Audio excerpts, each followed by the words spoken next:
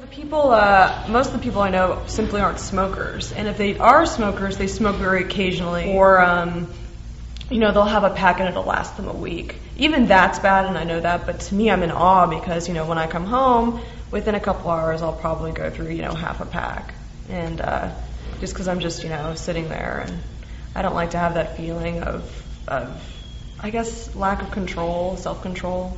It's always good to feel like you're in control of your life, so. I tried to quit a little bit at the very beginning of the year, New Year's resolution, but that was quickly out the window as soon as stress hit me, by February.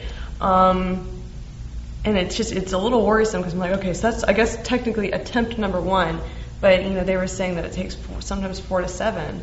I'm hoping that that's not the case for me because I haven't been smoking as long, but. I had my first cigarette when I was 13 years old. It was when something, bad happened. All my older friends rushed in and smoke this, you'll feel better. I didn't feel better, but I felt cooler, as stupid and idiotic as that is. But I smoked sporadically through high school, at parties or whatever, and then in college, a lot more of my friends smoked, and it was something that we all did together because we didn't smoke in the house. We all smoked outdoors together. And then I studied abroad in France, and everybody smokes there, indoors and outdoors, so that's really when it got rolling. I started smoking a lot more when I moved here from college because I didn't know anybody. So. I was surprised how honest everybody was. Everyone was really open with their experiences and was really supportive. So when I, wanted to talk about, reasons behind my cravings, I didn't feel as if I was talking to a wall. I really felt like there were a lot of people there who were trying to support me, and that was extremely helpful and really surprising.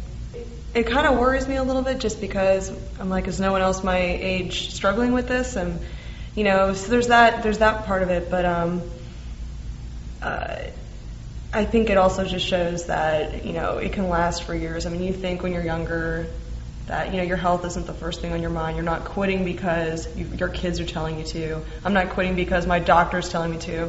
Attempting to quit anyway because I don't want it to turn into an issue where it does harness my life and where I'm having to make those difficult decisions, life or death, family, that kind of thing. Being in that room, I mean, people were coughing. You could hear some people breathing heavily and that kind of thing. I know that when I started smoking in earnest and really, upped my intake, I mean, I would hack up knobs of this green stuff. I mean, seriously, it's gross. I mean, your body doesn't want it, but then it becomes complacent, and then your mind. For me, it's not so much the habit. I scored very low on it being a habit and it being this routine, but your mind becomes complacent and enjoys it.